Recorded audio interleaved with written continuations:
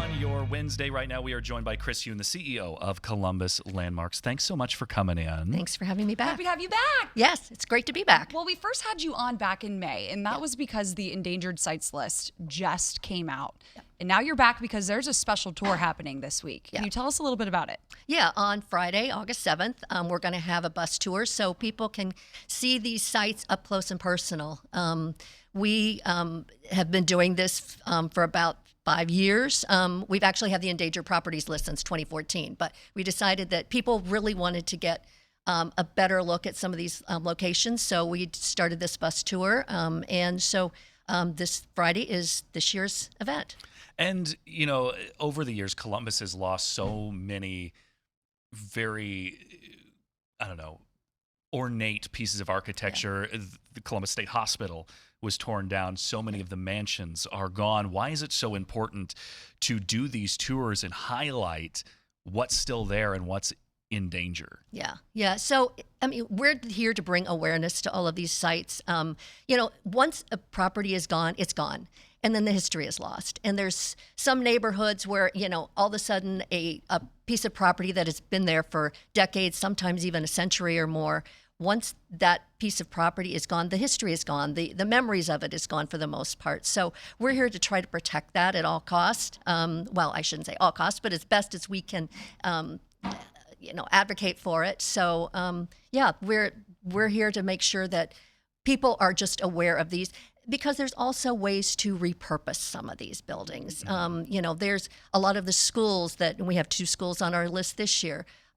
There's schools, we have a history of those being repurposed into some affordable housing or market rate housing, or we have one property that was the open air school in Clintonville that is now this great restaurant. It's got a cafe in there, an event space. So there are other ways for these buildings to get a new life. Right. I mean, the Kroger Bakery is currently going through a transition like that. Yes, exactly. Yeah. So on this tour, the people that choose to take it, they will have an opportunity to talk to some of these builders and the property owners.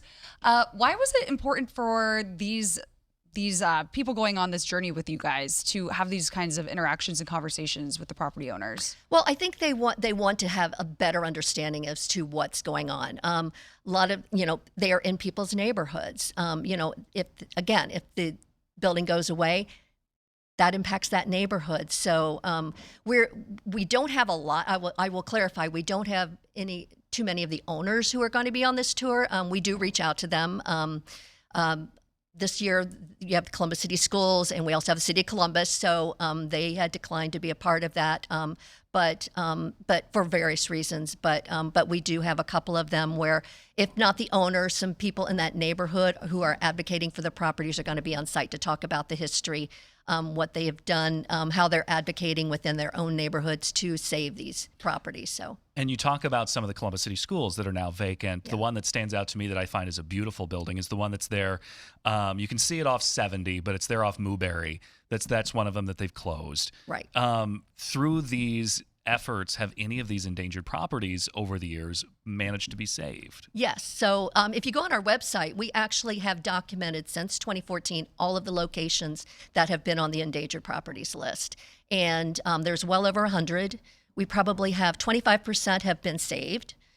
We've got about 14% that we have lost, and the rest of them are kind of in flux. So we continue to monitor those, and as we can update that and get some wins on there, we're happy to do that. So. Yeah. And I was asking you earlier, what kind of bus are people taking? I'm picturing, like a double decker in London, but we know that's not the case here. What kind of bus, and are tickets still available? Can you talk to us about some of those details? Yeah. So, no, it's a 56 passenger bus. So air conditioned. I believe we even have a restroom on there. We are serving lunch. There's a box lunch that comes. It's from noon to 4. You can get tickets. Yes, we still have some available seats. You can get on the columbuslandmarks.org website. Just scroll down and you'll get the information. Okay. And, we might have covered this a little bit, but are there any sites this year that really stand out to you that have a really unique story of why this should be continued to be preserved? So back to the schools, Yeah. Fairwood Elementary, which you alluded to, who just closed. There's also Courtright School. Those were both designed by Howard Dwight Smith, who was a very well-known architect back in the 1920s. He actually designed the Ohio Stadium and a couple of other Ohio State campus buildings. But then he went on to design a number of Columbus City schools. The Fairwood was actually one of his first, and it's actually the one that has lasted the longest, but unfortunately now it is closing. So again, we're trying to build some awareness that maybe someone will see a new potential for that school. Yeah, So, absolutely. yeah. So for people that care about local history, but they're not able to make it on this bus tour, how else can they, contribute to your efforts? So join us at columbuslandmarks.org.